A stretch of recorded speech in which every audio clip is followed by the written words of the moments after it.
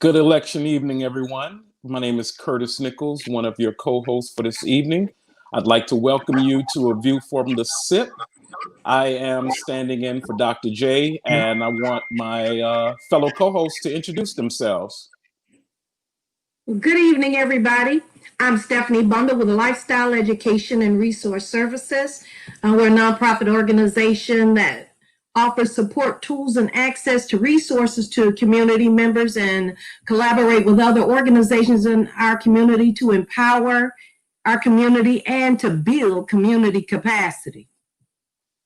Nice.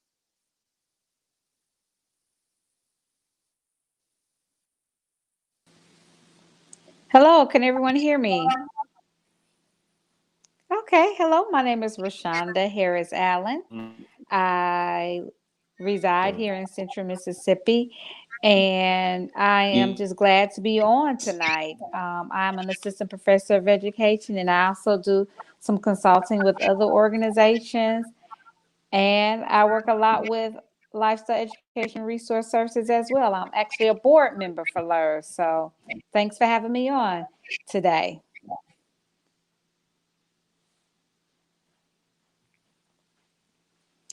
So I guess we need to go ahead and get started, right, Stephanie B?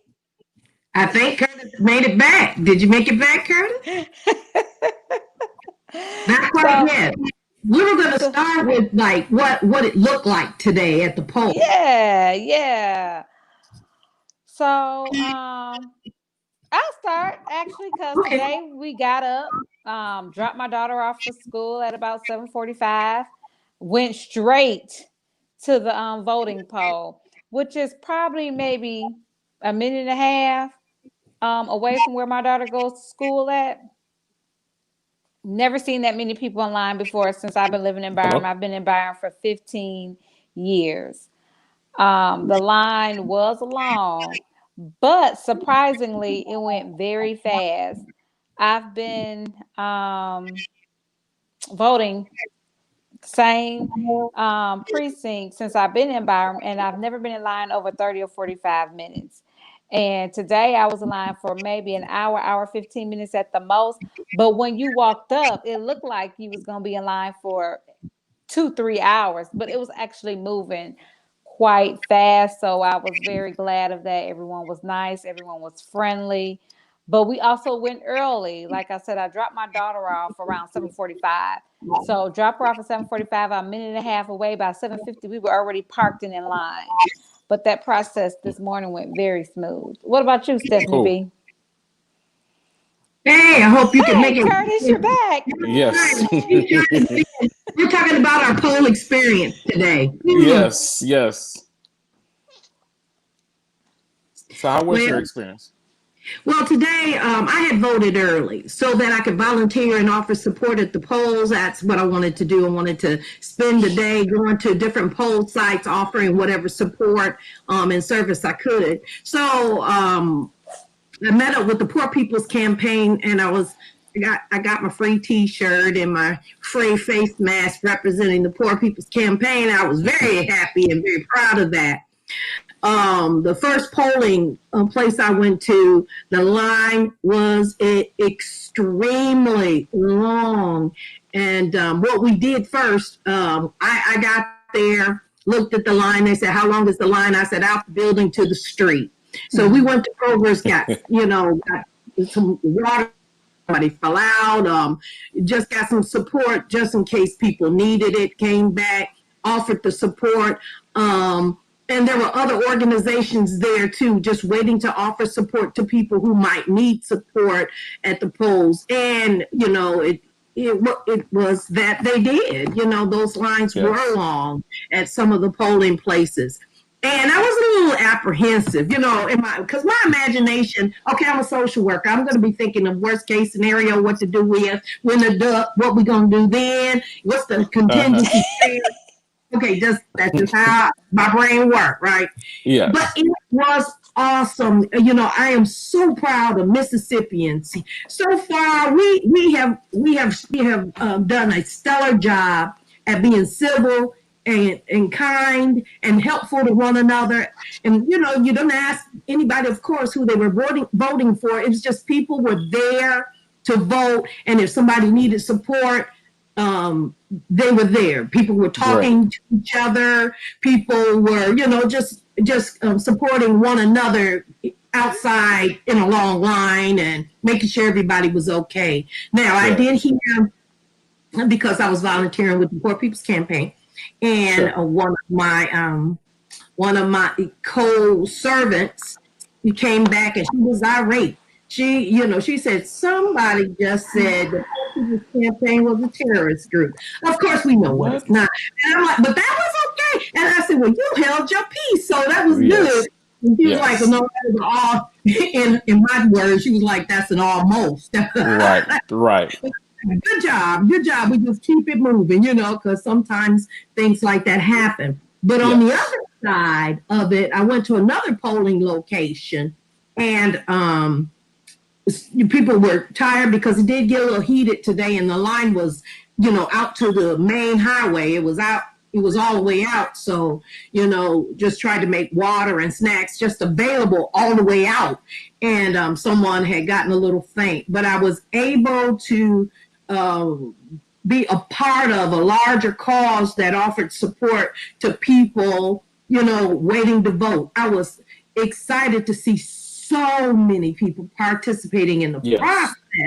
And it was so encouraging. No ugly faces, no ugly looking, people just kind of working together and seeing if everything was okay. That was awesome. I mean, just people from different backgrounds. You didn't know what side of the aisle they were on. And that's being civil. Boy, that was from a social worker's, like, I'm going to stay in my lane all the time. From a social worker's perspective, that was encouraging to see, regardless of the outcome, it would be ideal if we could get back to those principles of people caring about people, people having rights in this country, and just living by the principles, freedom and rights for all, and it just looked like that in the line. But we know, that we got some things that we must contend with. But it was still good to see that there is still goodwill in the land. There is still people who care about people, no matter what their differences. Just, you could see that in these lines. You could see that at the different polling places.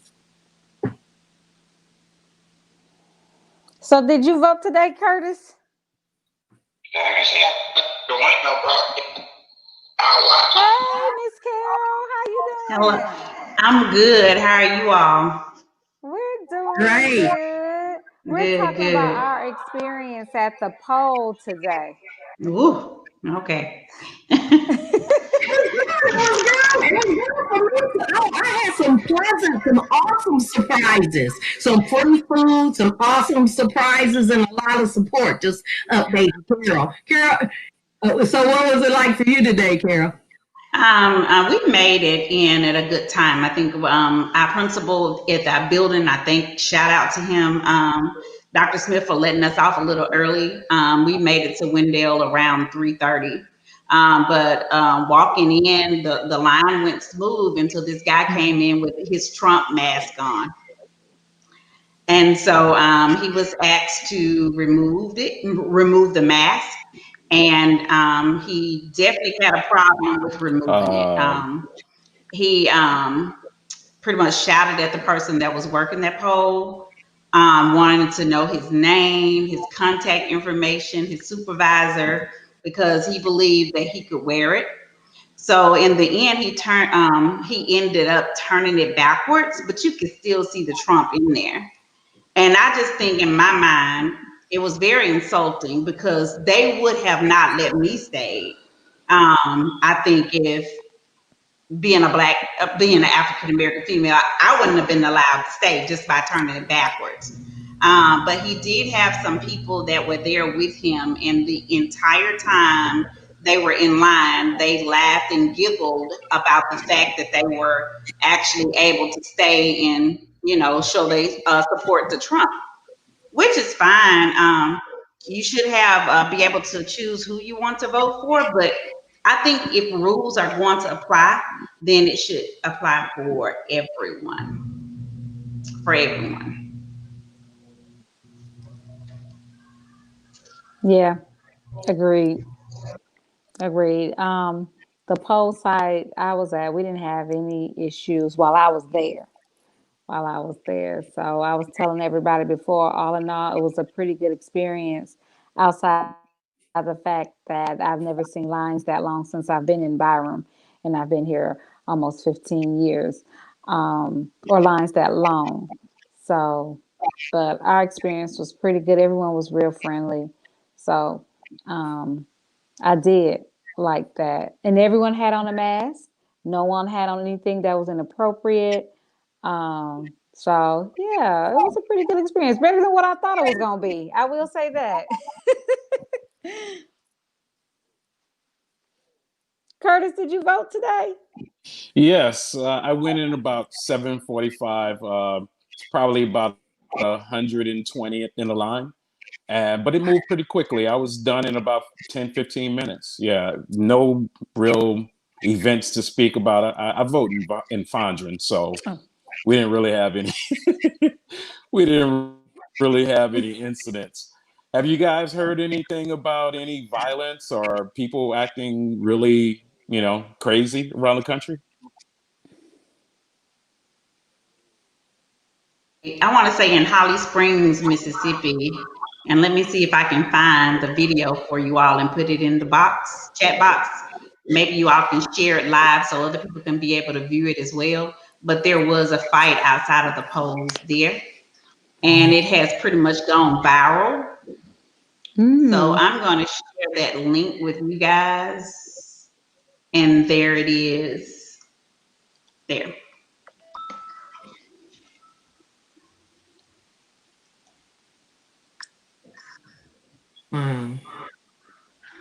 And because we are Sad. advocates, people do share information from different parts of the state.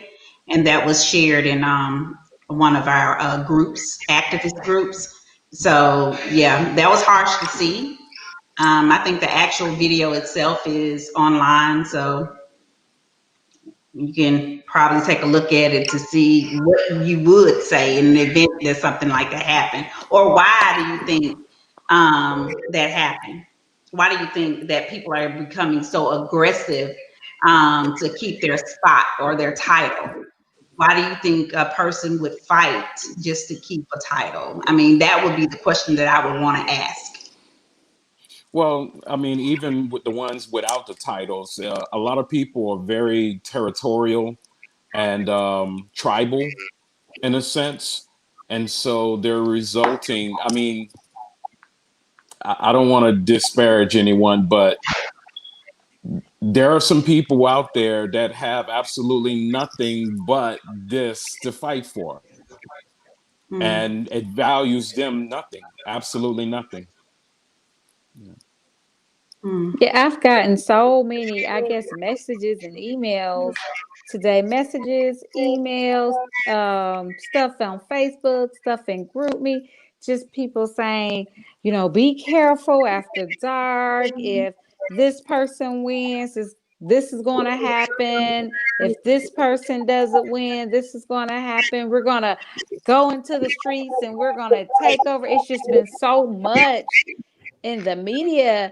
And not, like I said, not just the media, people are actually sending messages like, okay, someone sent me this, or I heard this, or this is a flyer that went out saying, be careful, do this, make sure you're home before dark, make sure, that you don't, talk to anybody after a certain time, be careful. And I'm like, it shouldn't be like this. We're in the 21st century. There's not a civil war going on. It's supposed to not be a civil war going on, right? So why is it during election time people are getting so antsy, so frantic, so scared? It shouldn't be like that. Yeah. 21st century, I repeat. Yes. And there were also some robocalls that went out telling people that because of COVID, the elections are moved to tomorrow. Don't go out, stay in your homes, things like that. And so, have you guys heard anything about that? Well, actually, yeah, I think it kind of steered from our article that was posted in the Mississippi Today. And I tried to kind of research before we came on tonight. So I'm giving this information just for me, just going out and try to find facts. I like to support my claims, but they put out a poll for people in Mississippi, across Mississippi, to actually put in what type of problems they were having in the poll. Long lines, voter intimidation were at the top of that. And I think voter machine not working, or issues with their ID, unsafe conditions because of COVID. I do know that some people reported just a lot of people not wearing their masks.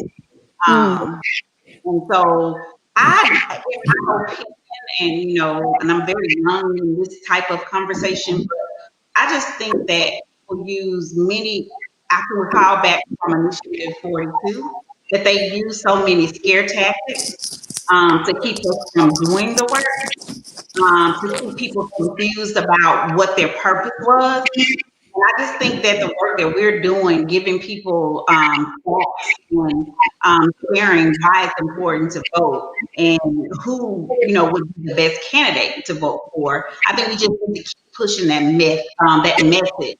Everything else to me is just another tactic to push us away from doing what we need to do.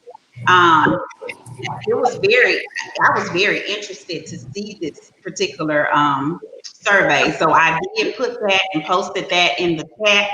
I think I can also post it in the comments. And I'm going to go ahead and do that now so people can kind of see. I don't know what Mississippi Today's intentions was by doing the poll. I just know that, I don't know. What do you think about that?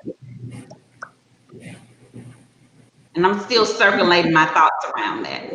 If y'all can take a look at it. What do we think about? Have you ever, in your history of voting, have you ever seen a poll going out from a major source asking you for problems at the poll? In the history of voting, have you ever saw anything like that before?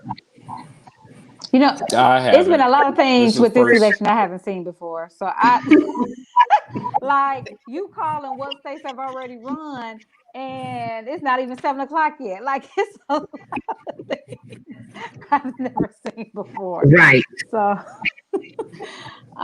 yeah. So it's definitely new. I grew up in Louis like that before.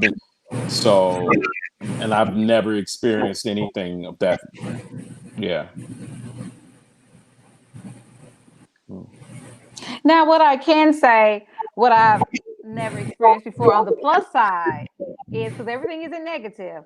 On the plus side, I was reading an article maybe 2 or 3 days ago where they said 400,000 more people have voted early in Texas, that voted in Texas altogether in the 2016 election. So I have seen things like that I've never really read or heard about or seen before prior to now. Something that's positive. But it's just sad that we can't have more positive stories like this. Yes, yes, and it's been record breaking all across the country in Georgia, Florida, several different places, Texas. Hmm. A lot of records have been broken. There's one thing positive that I can say about Trump is he inspired a lot of people to come out and vote this time. Well, I, Regardless of who they voting for. He has inspired. I guess one conversation that I would like for us to have is to talk about the election in 2016 and think about the turnout at that election and think about the turnout now. Do you think that we're going to break the record for Mississippi? Because that's one of the things that I was really hoping for, that we would have record turnouts and just change the trajectory, change the path that we're going on for Mississippi. So if you can think back to 2016, how many people was registered to vote then versus now? How many people turned out to the polls to vote versus then? And why do you think that change occurred? I like to So, speak. Carol, Go do ahead. we have the numbers of the percentage, I guess, Mhm. of those voters For from registered voters 16 to back then. now? Because So I can only tell you what I see, but that might not be okay. I factual. Does guess that it make sense? roughly increased from like I think 18 million to like 19. So I think that was kind of like a rough. Again, I'll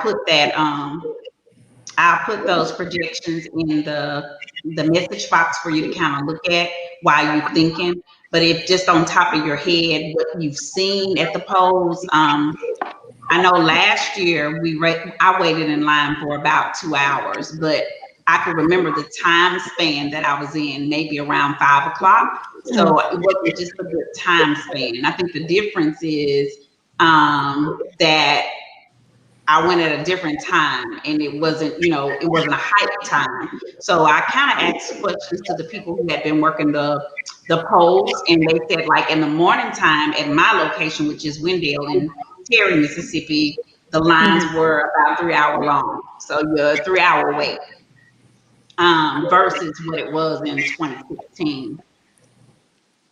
Have y'all noticed any difference? And I think Stephanie wanted to kind of answer that question while I find that information for you.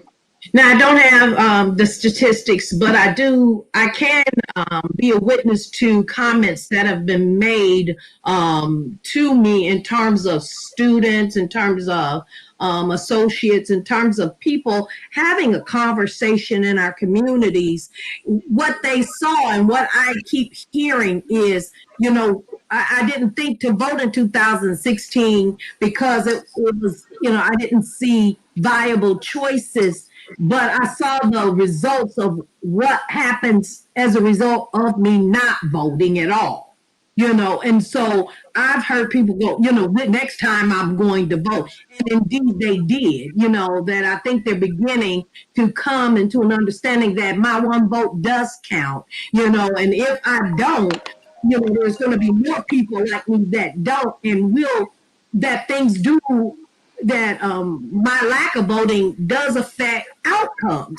And I think that we as a community, we as a people, we saw what happened when we are not absolutely assertive when it comes to exercising our right to vote. Now we're concerned and in trauma and we're experiencing all kinds of fear in terms of, okay, if we don't participate this time, there is a cost and the cost could increase because, there's already been a cost in the past 4 years. We're paying in terms of everything we do, our insurance, our Black men, our children, our families, our livelihood, our well-being, our right to exist. We saw a negative shift that I think now we realize that we can impact how, the trajectory of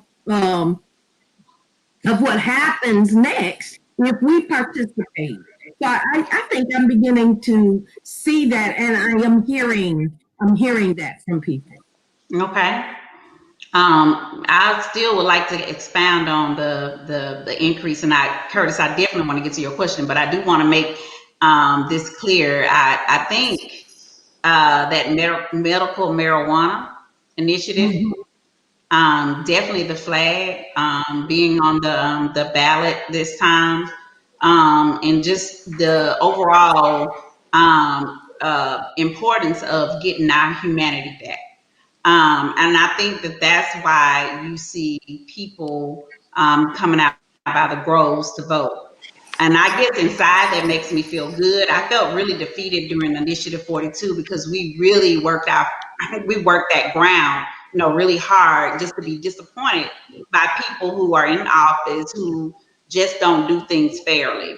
And I'm going to bridge that into what Curtis just asked. I just believe that, people came out because they want to see a change in the people that they actually have to put their trust in.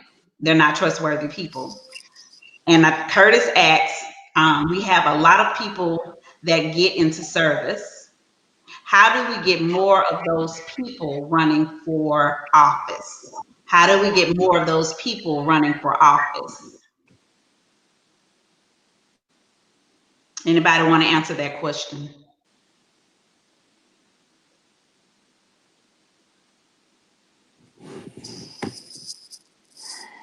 I'm just gonna tell you a story someone told me. If that's okay with you all. They said, Roshunda, we train our own to run for office, regardless if it takes 3 years, 4 years, 10 years, or 20 years. We already know who's going to run in the next election. We already going to know who's going to run 2 elections from now. We already know who's going to run in 20 years if they stick with our team. And that's just the system we use. And we don't just train one person, or we don't just work with one person. We work with multiple people. That way, if one person doesn't win the election, maybe the other person who's in our group or who we speak with or who we talk to on a daily basis, or whatever arrangements they make, will win. And to hear someone tell me this, I can't say I was in shock, but it made me think, if this group or this organization can do it, how come we can't do it? How come we can't say, oh, wow, you're going to be an amazing leader one day. Why don't we get you ready to run for office? Or why can we not say that to a group of people, not just one person, but maybe a group of people who may have the potential and show the necessary qualities and skills to be not just a good leader for a ward, or a good leader for the city, a good leader for the state, or a good leader for, maybe they could be on the Senate. I don't know. But when I say again, when I was told that story, it kind of made me think to myself, no one has ever told me this before, and I'm 40 years old. Why haven't anyone said this to anyone I know? How come we're not training and raising our own to be in the Capitol? So that's a little sidebar conversation I had a few weeks ago with someone. So Yes. That's a good. Go ahead, Curtis. I'm sorry. Go ahead. No. Okay. No, you're fine. I asked that question because since I've been growing up, the Black community, at least my community, has always pushed us away from positions of power. You don't want to be a cop.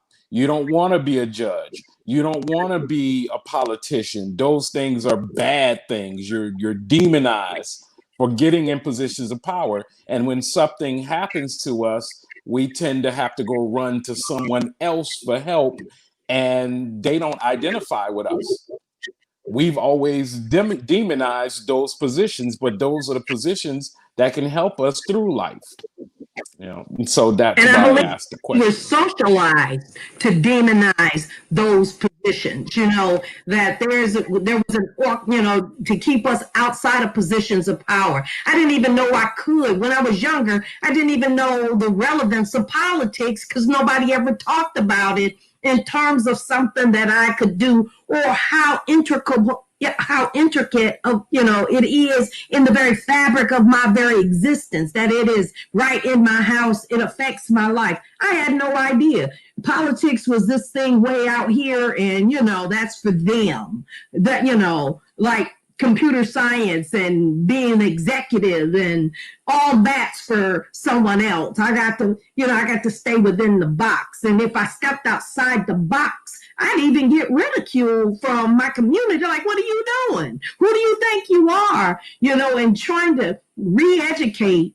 Like Rashonda said, she didn't get it. She didn't come into the information she came into until 40, and now I'm on a path that I never thought I would be on. And I'm like, this is the path I'm supposed to be on. And I'm a little past 40, but this is exactly where I'm supposed to be. And I am supposed to open my mouth and challenge myself to understand these processes in order to change whole communities, in order to my family, in order to change life in general for us.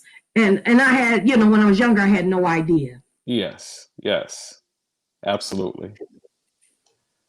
I concur with all of you. I guess the thing that I can end up with after listening to you all responses is that, as citizens of this country, if we want change, we must step up. Yes. But with that being said, why don't we run? One of the things is the lack of honesty. Just being in a fight with someone and opening up, that being vulnerable to the community, because once you put your name in that race, nothing is private anymore. Right. That's one thing. People fear that. Most people respect their privacy and want their children to be reared without, the force of the media down on them. I know we have it a lot with Facebook, and it's a different feel when you're an elected official. Right. Another thing that I noticed when I was working with MAE is, good people just don't raise money. They don't give their money to good people. And what I mean by saying that, I've seen some pretty good prospects. They just couldn't get the support. I don't understand why that is. People tend to support people who have held positions or office titles for years. But in my mind, it's like, okay, let's look at how they voted. Let's look at what they've done. What areas are they serving? Has there been any change in those areas? And when I start to see these same people in office, and they're so arrogant enough to run the same commercial for 10 years. I've been hearing one person play the same commercial for 10 years and just have not done anything different for the community. The grants always go to particular people who are just not doing the work in the community. Even some of our elected officials in the field, in my opinion, and this is just my opinion, they just don't speak up. They hide behind different conversations when they should be talking. Definitely around COVID, or right now what we're experiencing in Mississippi, voter suppression. Nobody is talking about that. Nobody spoke up when they wanted to decrease the funding for public schools. They're just not speaking up. And it's always people are beginning to realize that if I don't say something, it all goes down. And I think people are showing up to that. And there are some of us who are taking on extra challenges to learn this. There are those people who are going to override the fear, and I'm showing up. And I know I got a big mouth. I had one when I was growing up. I grew up in the hood. It was just... but I'm like, if I don't do something, nothing won't get done. I'm gonna have to at least try to do it. And I'm not the only one who's going to to step up, and we have to see that. We have to see that our young people we got a crew of young people now in this country who are saying, I'm going to get involved. And we do have it. New eyes are opening up. Yes, we see a barrage of dishonesty, apathy, all of that. But guess what? I see energy. I see people excited about learning and getting involved in community. I'm watching you all. I'm watching people watch you all and trying to fill those footsteps. So, but you're going to see ugly. Ugly is well established. Apathy is well established. Bigotry, injustice, crooked politicians. That we see that, but there every once in a while there is a revolution that takes place, whether we want it to or not. It's going to show itself up, and it's going to break up that stuck ground, and things are going to shift because people are going to have had enough. So you all, I'm looking up this voter registration. I'm happy to be back with you all. Hey, Doc. Hey. I was looking up this voter registration and number of people. I'm just saying, go ahead, because I was can't hear. We couldn't hear you, Doc. Okay, so I was looking up the numbers of the people who were registered to vote. So they said in 2016, 92 million eligible Americans did not vote. And so I decided to look at it state by state and look at what it said for 2020. And it has, here are the 10 states with the highest rates of voter registration as of 2020. And Mississippi came in number 2 with 72.90%. For 2020. Maine was number 1.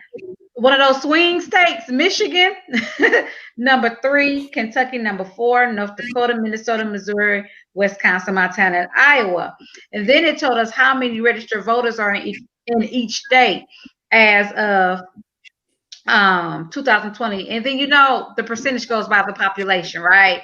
So in the state of Mississippi, 1,599,000 people in the state of Mississippi are registered to vote, which is roughly about 72%. If you look at the population of Mississippi, Mississippi is what, shy of 3 million people? What is it, like 2.7 million people? So that's actually really good if we're number 2 compared to the other 50 states in the United States. So with that being said, I couldn't find exactly what I was looking for, a comparison with Mississippi from 2016, 2020. If I keep looking, I bet I'll find it though. But for once, you guys, we are not number 50 or something. We are in the top 10 for something. So I just thought I would share that something as I was positive. reading and it came across this. Yeah, something else positive. I thought I would share with you all. So y'all go back to it. I'm still reading. so that was good information. Some very good information. You guys, I want to show some clips.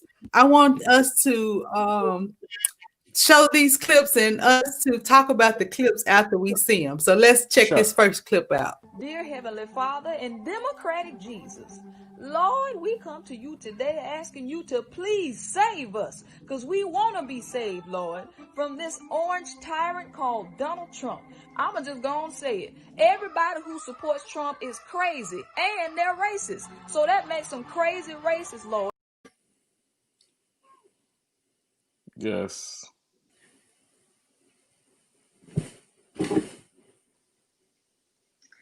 Well, go ahead. Okay, I'll start because everybody's so quiet. Dear Heavenly Father, and Democratic Jesus, Lord, let me finish playing. Asking you to please save us, because we want to be saved, Lord, from this orange tyrant called Donald Trump.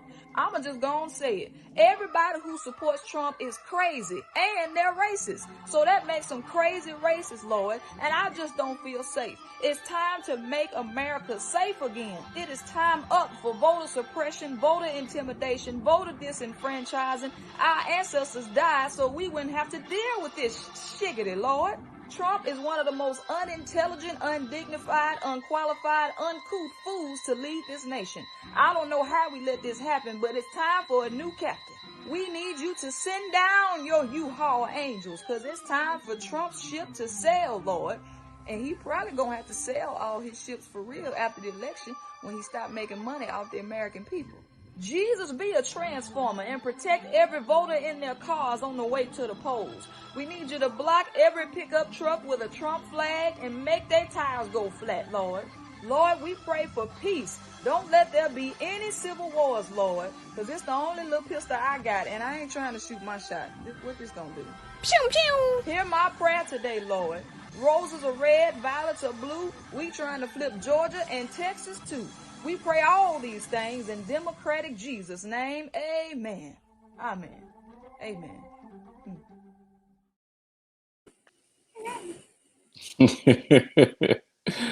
Well, Rita B is perhaps one of the most talented, gifted people I know, and she can't do no wrong in my book. Oh, yeah, that was funny. Yes. Anybody seen that clip before? Yes, I saw it on Instagram. Yes. So this clip pay very closely what the anchor is saying, and then the brother gonna come back and check her. Let's watch. Push back a little bit on this idea that voters are suppressed, and that, you know, in the end we may have to have that discussion, but at this point you've got an overwhelmingly large number of people who have already voted. Huge percentages of them have never voted before, and there have been big turnout drives on both sides of the aisle. South Carolina as a state was one of the earliest states to reopen. You've had absentee ballots available for months, and also voter drop boxes where people can walk right up and just put it right in the box. South Carolina's got voter drop boxes? I wish you showed them to me. I've been in South Carolina for all of my 80 years. We do not have voter drop boxes. That's how lies get out. Well, it's my understanding that every state has them. If South Carolina doesn't, that's a big question that South Carolina should address immediately, because it's my understanding that every state has them. We tried. Well, you're understanding wrong. Okay. We tried very hard to get the voter drop boxes, and the legislature would not approve them. No, we don't have voter drop boxes. That's why I'm saying when this campaign is over, we need to go to work and say to every state that for federal elections, do what you want for your own state and local governments. But for federal elections, Congress and president, there must be drop boxes. No, you're right. It's my understanding that you're correct. You stand corrected, sir, that there are no drop boxes in South Carolina, although the absentee balloting has been going on for weeks, if not months.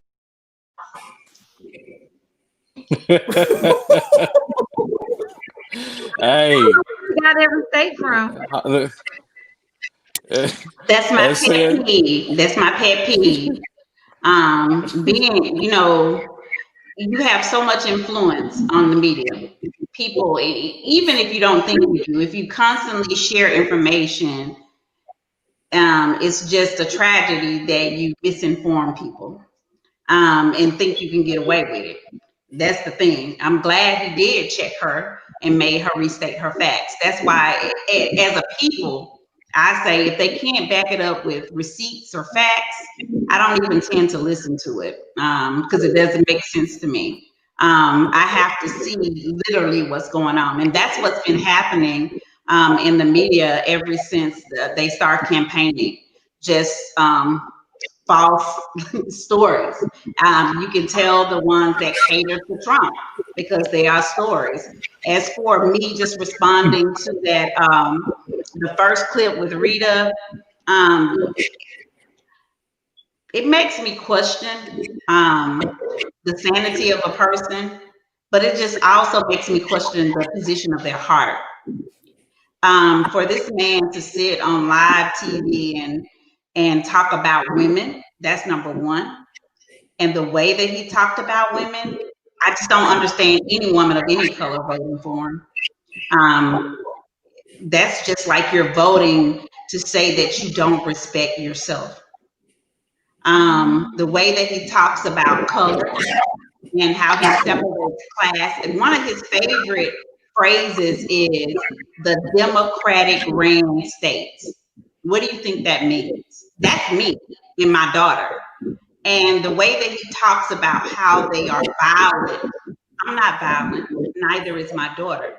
But he's making a society of people fear one another. You know, and it makes you wonder, even when you are around people who you kind of grew up with, worked with for years, what do they really think about me? And nobody should have to be in that state of mind. And it's just showing that he's a narcissist. So if you agree with his tactics just because he can make you money, think you're a self-serving person. I agree with everything she said. Are you racist?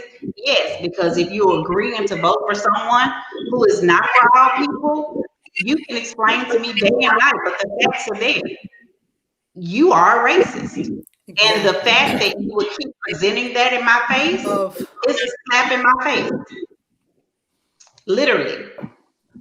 So I had to do a lot of reevaluating about people on my page and the content that I listen to. And that's just for all of us. And yeah, you're right. We're going to have to step up. We're going to have to make some changes. It's going to be hard. It's not going to be easy. But that's why you have platforms like this, so you can hear that real truth. You know, I see platforms, especially in Jackson, who spew nothing but lies. They can get up to 6,000, 10,000 viewers at a time. But when it's a platform teaching you the difference and teaching you statistics or teaching you how to better yourself or how to come together as a group, we may get about 10 viewers sharing. So that says a lot too. It makes me wonder about the condition of state or just America. And you're right, every vote matters. Every voice matters. Your vote is your voice. Big piggyback off of what Carol was just saying. When he talks about violence, what about his supporters trying to push the tour bus off the road, trying to push Kamala Harris's tour bus off the road? What about his supporters that have been going around trying to beat people up and things of that nature? He doesn't speak negatively about them, though. I want to speak to people. Yeah, no, not So at all. did you all see the clip of Joe Biden? Go ahead. No.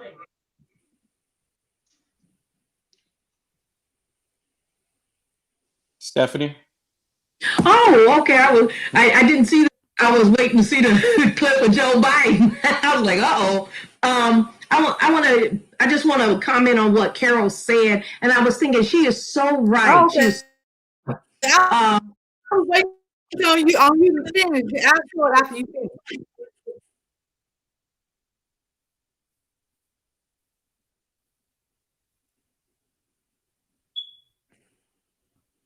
Okay.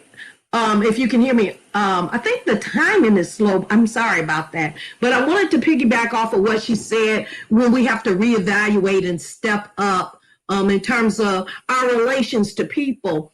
I met someone and I had known this person for years, and I held this person in high esteem for her, her values. And I still can't judge her heart, but I think some people can only digest the truth that they're familiar with and what they've been socialized to believe as truth. And when you try to tell them something else, they have no frame of reference for it, which is not which could be a hard issue. But I think so many people are so afraid of taking a look at what's really going on that their belief systems are just suffocating in such a small box. But no matter where it comes from, I have to reevaluate where I am in that relationship with that person, and can I trust that person with who I am?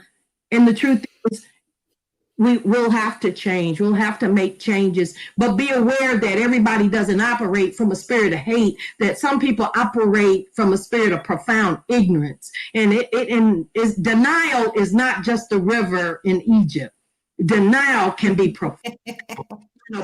Profound, and I am not a racist. I am not a racist. I adopt Black children, and then the next thing out of their mouth, you know it's racist. They just clueless, and you go.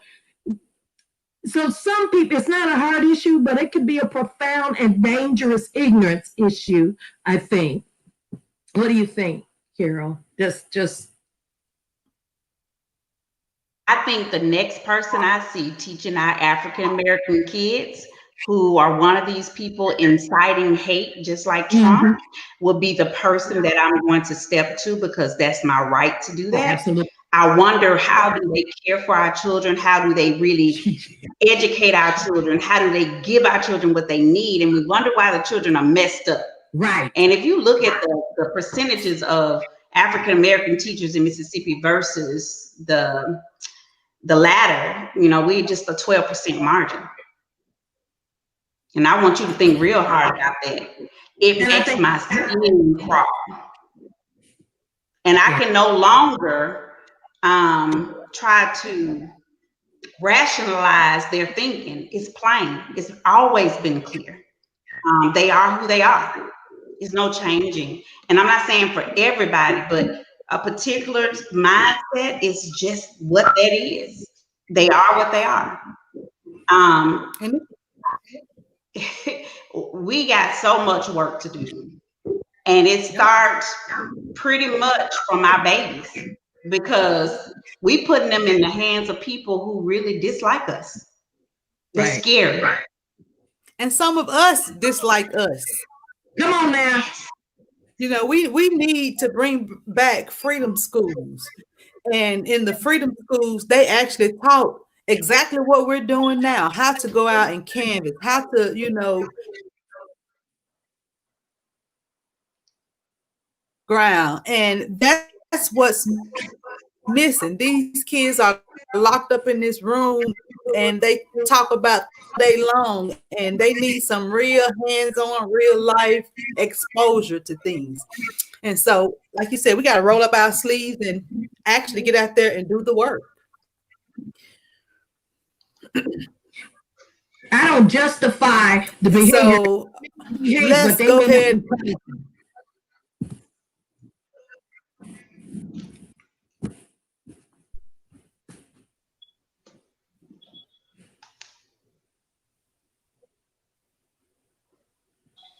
Hello?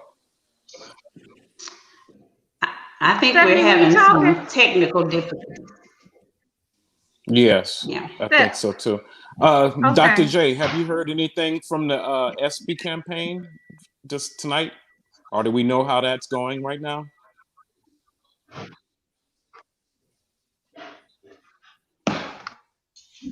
Has anyone heard anything?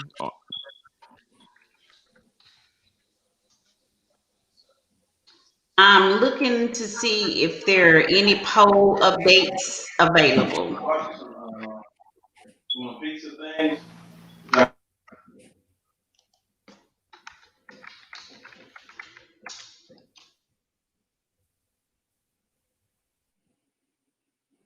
Our faith in our country is being tested, but our faith in God is helping us through because of all of you. Thank you for your commitment to the greatest commandment, love our neighbors as ourselves, and for our dedication to never grow weary of doing good.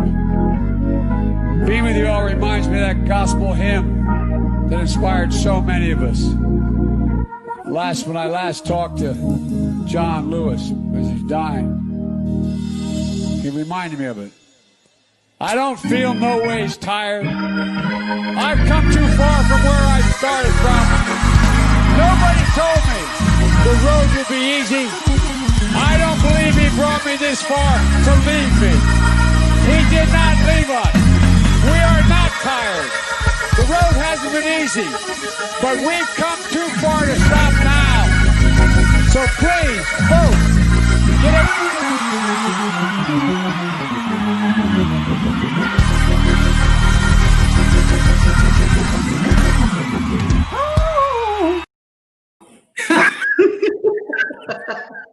Who added that music?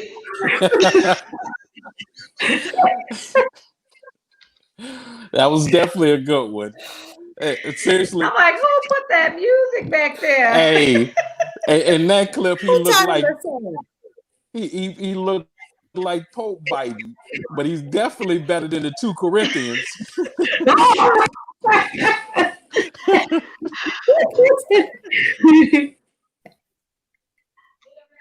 You know what? Everybody gotta laugh sometime. Laughter is the best medicine. And right now we getting full.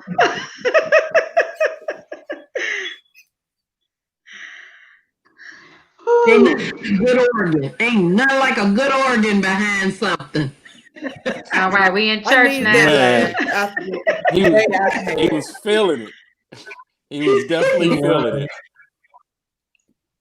So, do we have any updates on any of the Mississippi candidates? I'm checking now. So far, I don't have any updates. Okay.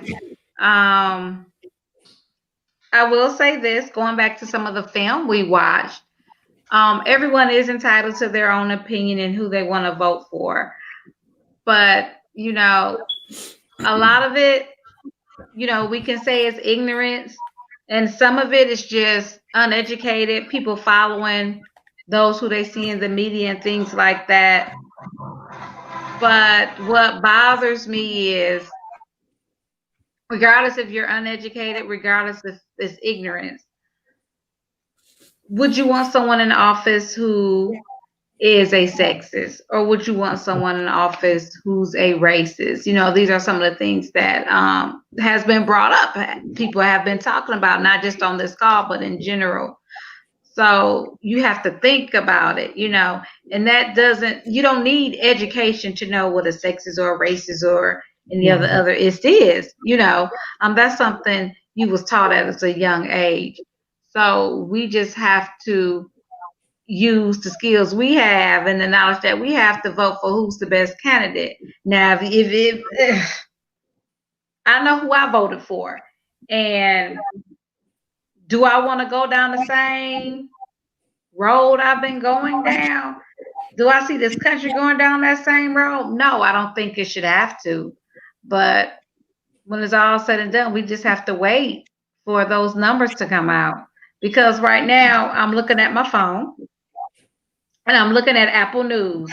And Apple News says Biden is up 131 and Trump is at 98 as it, you know, relates to electoral votes. When I first looked at it, I think it was 6:30. I said, how can anybody be winning at 6:30? And the only people who polls that are closed are those who are on the far east coast. Does that make sense?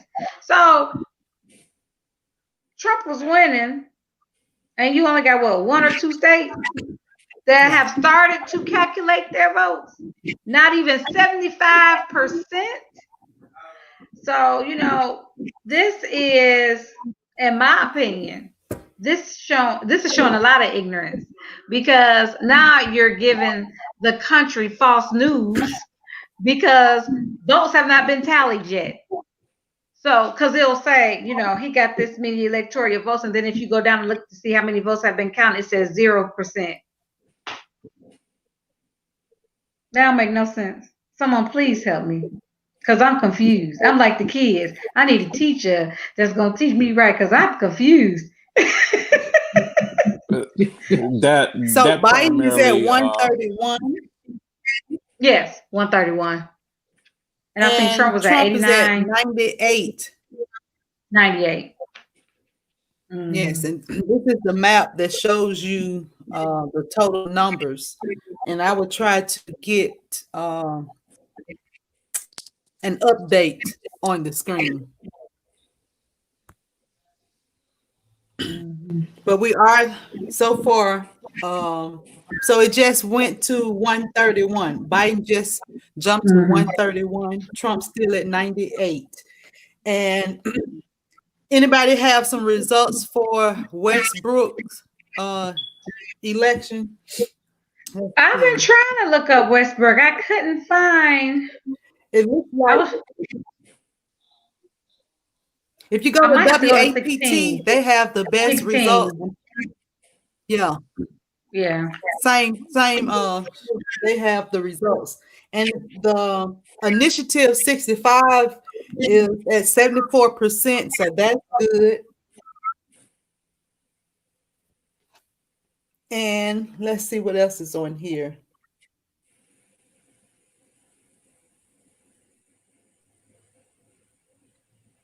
I'm trying to figure out why does it say. Where are you looking at, Dr. J? No, where are you looking at? Because I'm trying to get to where you are. I went to WAPT and then I clicked on election results. Okay. I got to scroll down. Okay. Yes. And let's see what Westbrook.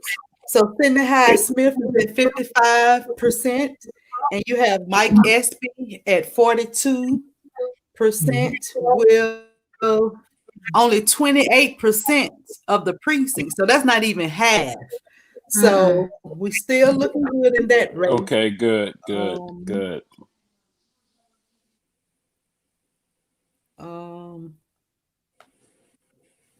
So, and we already know Benny is gonna do what he do. He's in it to win it.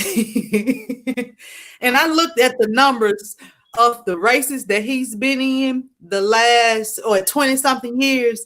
Benny has beaten everybody 60% and over.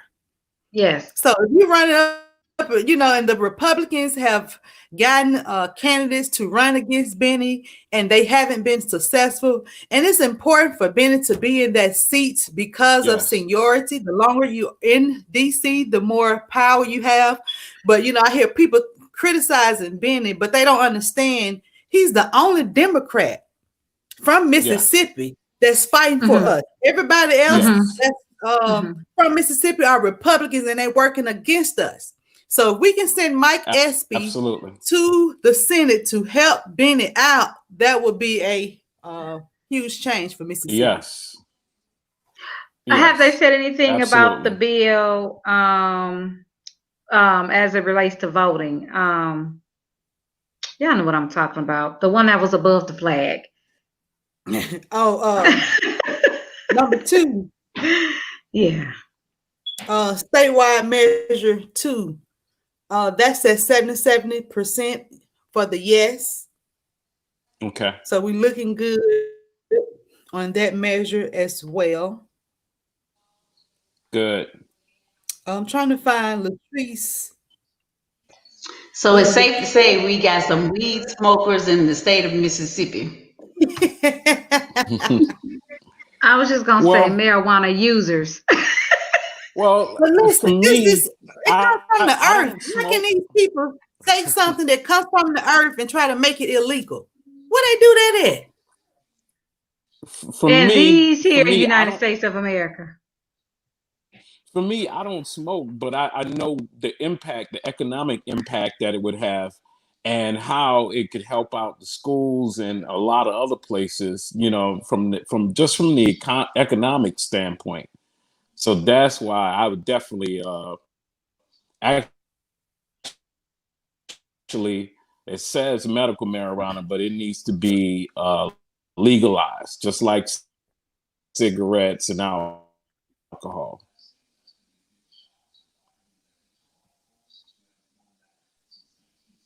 Exactly. California went from bankrupt to the 6th largest economy in the world because of marijuana. Not to mention, if I'm not mistaken, Ole Miss is one of the largest. Yeah. Maybe somebody can correct me if I'm wrong on that. You can smell it when you drive by. They passing their weed out to their friends.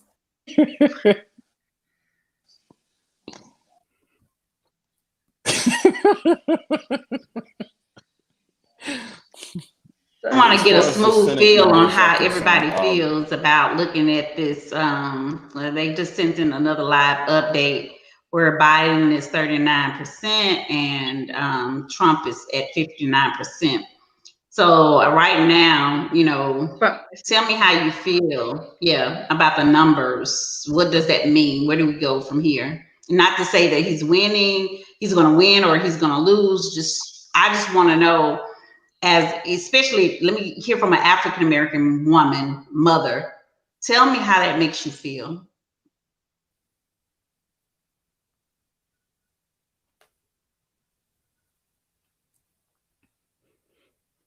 From him winning Mississippi? Well, no, not him winning Mississippi. I mean, just seeing him, Mississippi. Tell me how that makes you feel. Well, because of Mississippi history, I expected him to win Mississippi. But what I didn't expect, as soon as the polls closed, the Associated Press declared him the winner. Mm-hmm. I mean, having not a poll precinct released any results and they declared him the winner. I'm like, how do they get these results so fast? That was at 6:30. We all know that he's going to win Mississippi, but I really don't know about the people's hearts here in Mississippi. I unfriended a person today because they was excited about 4 years of Trump. I'm like, what the, you know what I'm saying? they're going off of I just had to keep strolling, guys.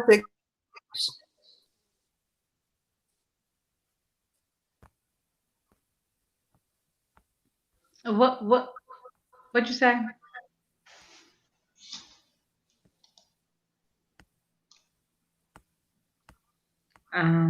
Mississippi it's one of those states that needs a lot of change, needs a lot of help. I mean, it's like when you listen to your grandfather or you listen to your father and they say, oh, I don't ever want to go, to Mississippi, or I don't want my children to go to school in Mississippi. I don't even want to drive through Mississippi because of things that happened in the past. So, it's one of those states that needs a facelift. Can I say that? It needs a facelift. I don't know if that makes any sense, but it's going to take all of us plus. And when I say all of us plus, I mean, of course, more than us that's on this phone, and of course, more than those who voted. It's going to take those who didn't vote, who actually could have got up and voted. It's going to take those who don't believe their vote counts, so they don't vote. It's going to take them to believe that their vote actually does count for a facelift. It's going to take more of us running for different offices for a facelift. It's going to take more of us not being afraid to have your own business in Mississippi. And then not only have your own business, shop in other businesses in Mississippi. Why do I have to go out of state, or why do I have to go to this boutique when the lady down the street has a boutique that I can shop in? So it's going to take a lot of us together, working together to uplift or give Mississippi that facelift it needs. And I think the start of it was with the flag changing. That is a huge start, because who wants to build somewhere where the Confederate flag is still flying? So I think we are taking our first step now. Now, I'm not saying get rid of the Confederate flag and take it out of the history book. Right. The children, the students, people need to know what happened in the past so they can understand why we're living while the present is the way it is. But we are taking that step. Does that make sense? Yes. So, yeah. So I was talking to someone on the phone the other day, and they was like, they need to take all the statues and everything. Go ahead.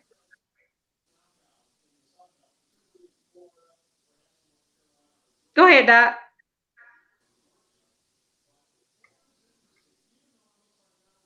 Delayed, but go ahead and finish telling your story. Oh, I will okay. show I'll be really quick. election results on the screen. Okay, I'll be really quick, like 30 seconds.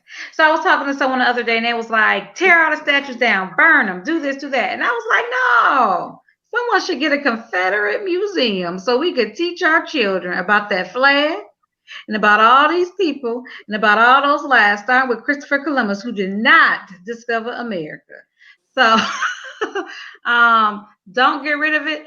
Teach the children about it, because they need to know.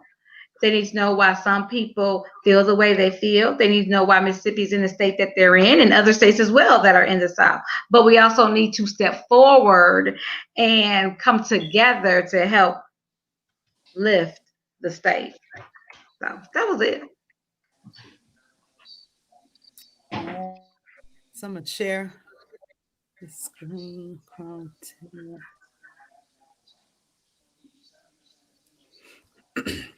So you see the president with 34% of the precincts. Let's go on down to the other races.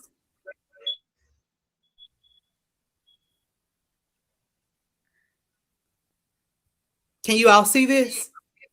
No. No. Not yet.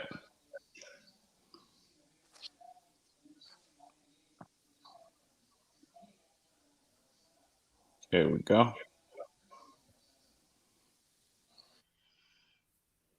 Okay, let me continue. So just talk about what you're seeing.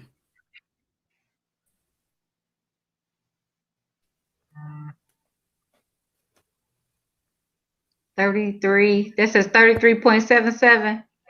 The precincts. 23%. Yes, reporting. Okay.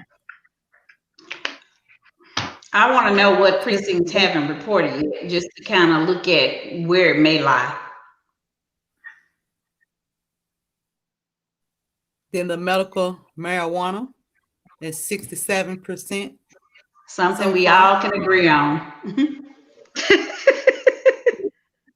I heard the issue with that measure is that they didn't write in for Mississippians to actually grow it.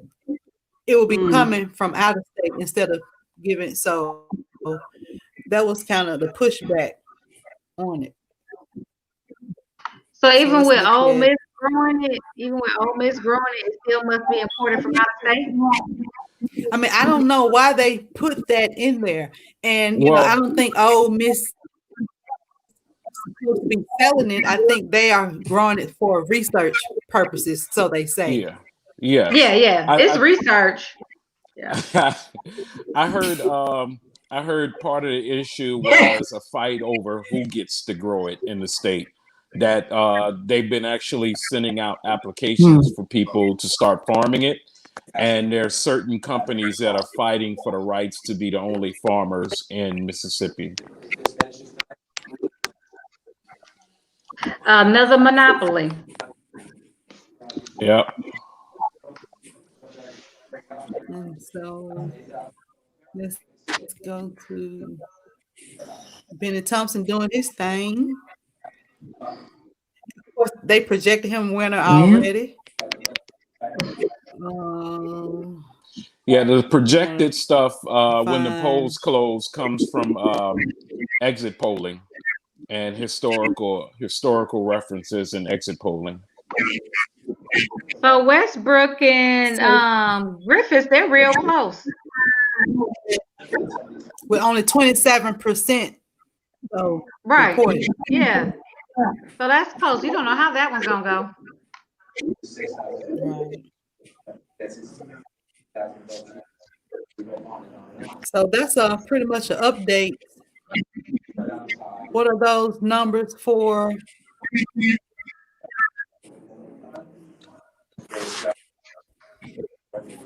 $130. Those are the numbers that I'm looking at right now. Yeah. So My anxiety's We still are high. doing. And it's sad to say, even Well, I'm when going we to win, represent the we don't Faulkner. think they're going to give it to us. This is awful. It's awful. He in the blue room. He's in the blue room. How you guys?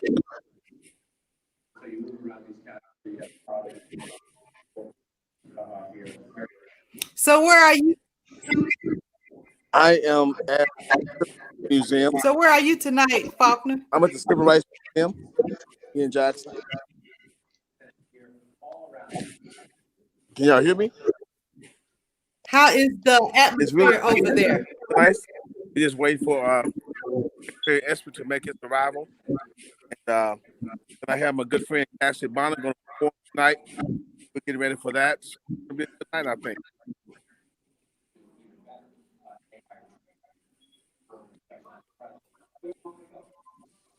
Cool. What's up, Curtis? North Carolina is close. Hey, how's it going?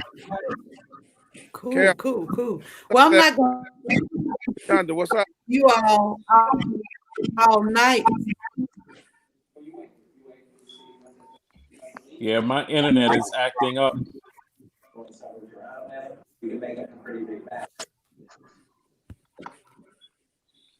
Definitely a pleasure seeing you guys Yeah. tonight. So I'm not going to keep you all.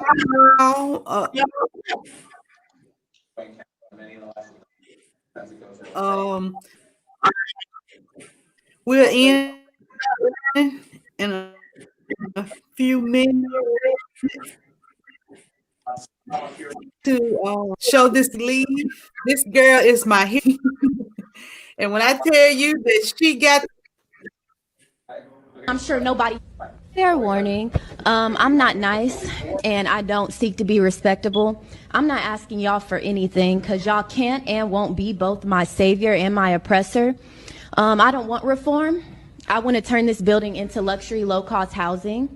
These will make some really nice apartments to me. Firstly, stop using black children as photo opportunities because they're cute now, but in 10 years, they're black male suspect in red shirts and khaki shorts. Eating cookies and drinking milk with children does not absolve you of your complicity in their oppression and denigration, Rick Smith.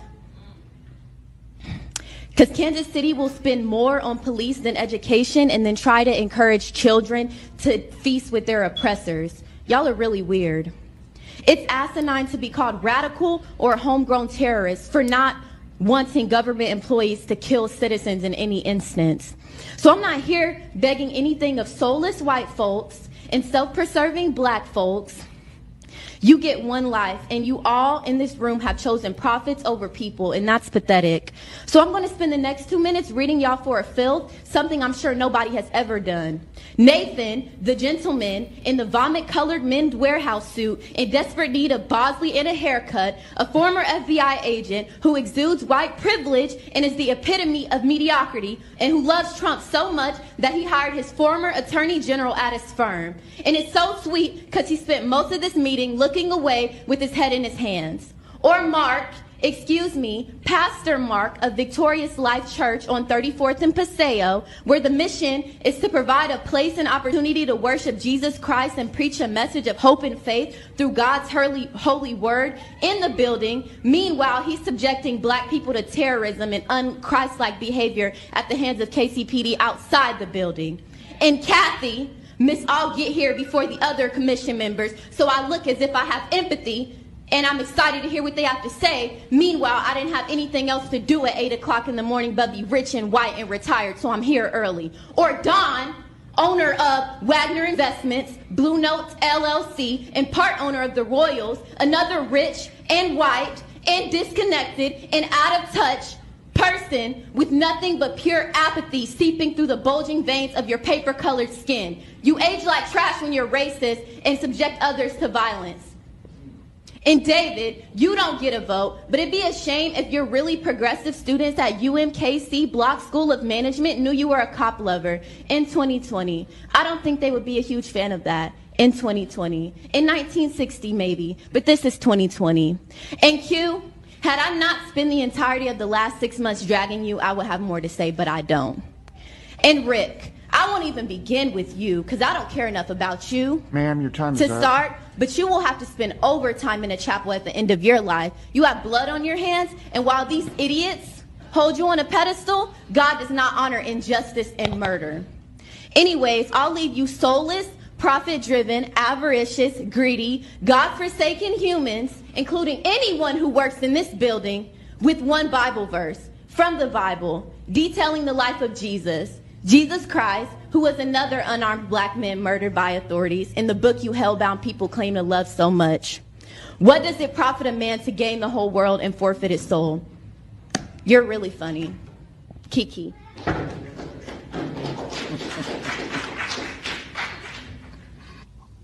Hey, that's it for public comments. I don't think anybody else has signed up.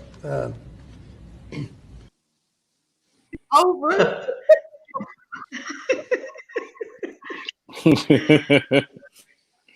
Yes. Well, one thing that I would like to say about that is that I call on every man in the city that she is to protect her because she's getting death threats. The young lady. Oh, wow. Some death.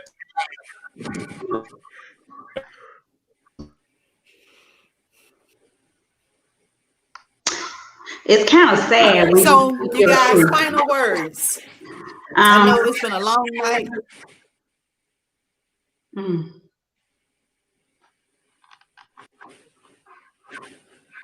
Can you say that one more time, Dr. Carson? Go ahead, Carol. I guess when just listening to my final words I thought are, Carol was saying something. I am. You can't hear me. I don't think you can hear me. It's a delayed reaction. It's delayed. Can hear you. Okay. My final thoughts is just making sure that we call to action more people, that we are connecting to more like-minded people that are really committed to pushing forth, the knowledge that we need to grow. That clip just pushed some buttons for me because we do, as African Americans, have to hold so much inside. Just hearing that just makes me think of the term white fragility. How when we do speak our truth in our piece, that people call us angry Black women. We have a right to be angry. That they get defensive, and they often retaliate. All in the fear of just not being able to say, I apologize for, what the system is still doing. I really do have some friends who say, I marched in the 60s, but man, we still have this system in place. What you gonna do right now? How are you gonna speak up on my behalf right now? So I'm encouraging those who are like-minded, it doesn't matter what color you are, that there's a movement that needs to take place, especially for our children. We need to be able to speak our truth. And we need people standing behind people who are speaking their truth, that would actually hold them up, because we know that we also get targeted for speaking our truth. So that's my call, a call to action for people who are committed to change. This is just one step in the right direction. The flag, that's great. More people getting involved in the election, that's great. My thing is, what are we gonna do next? And that's all I have to say.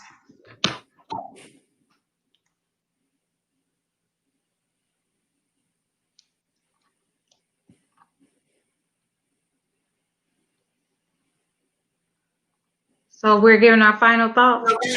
Is that what we're doing? Okay. I am or was, still is glad to see the turnout from today, but still waiting on those results. Because as we know, a lot of people did vote absentee, or a lot of people not not in the state of Mississippi per se, but throughout the country, a lot of people voted early as well. So it's going to be a long night for some of us throughout the country. But what I am hoping to see is change. And, I'm a mother with sons. And some of you on the phone may have sons as well. And I don't want to be fearful when they leave the house, or when they have to go to practice, or even leave and go to college, or if they shall leave the state. I want to know that my children are okay. And so, with that being said, not only does the state of Mississippi need a change, the country needs a change.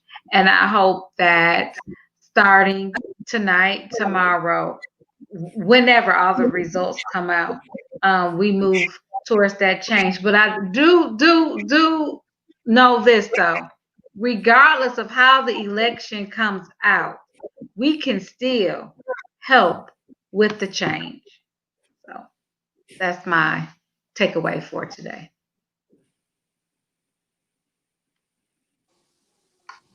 My final thoughts are I need to be more active. Next. And if any of you would like to put together a state of Black Mississippi, I would love to be involved and help out, wherever I can. Those are my thoughts.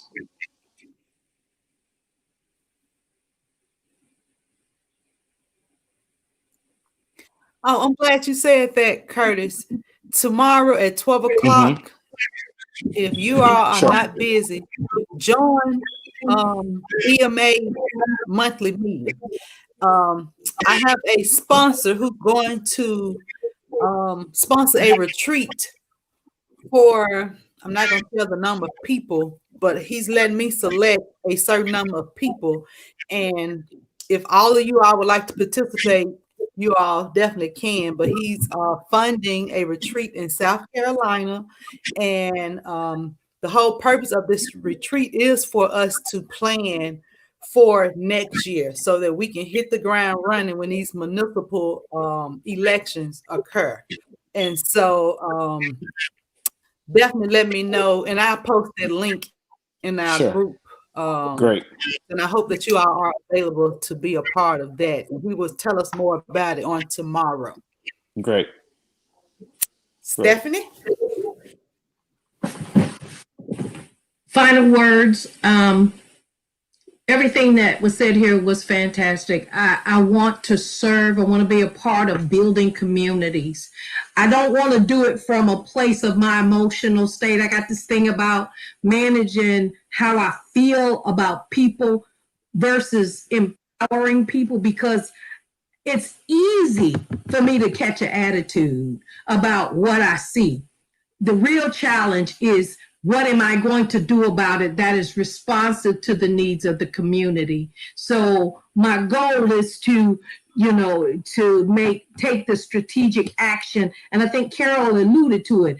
If it's not working to benefit our community, then we need to take the action to change it. It don't matter what's going on. I don't want to focus on what's going on. Either you're going to change and benefit our communities, or you're not going to change to benefit our communities. And so I want to be about learning what it takes, becoming competent enough to really affect change in our communities. And it does, no matter how the election turns out, we're going to have to step up. Ooh, yeah, it's been a long night for me. I am tired. Yes. Yes. I started out today in court. I had court, and that lasted. Stood in line an hour. Then went back and called for snacks and helped pass out snacks. And that almost took me out. I said, I'm too fat for this. But I got excited seeing the people stand in line to vote. It made me feel, I got emotional when I saw the pictures of all the people standing in line. And you know, the first thing I said, like, where y'all been? Where y'all been? We miss y'all. Thank y'all for showing up today, though. So I'm just excited, right? Excited about the possibilities and us sitting down planning on how we're going to hit the ground running next year. And so I thank you all for being a part of this platform. And I thank you all for your powerful voices and all that you all do in the community. And I thank God for just putting this whole panel together. And so thank you all. More fun and videos. So stick with us, and we will see you all next week on A View from the SIP. All right. Yes. Good show, everybody. And so we will see you all next week. Thank you.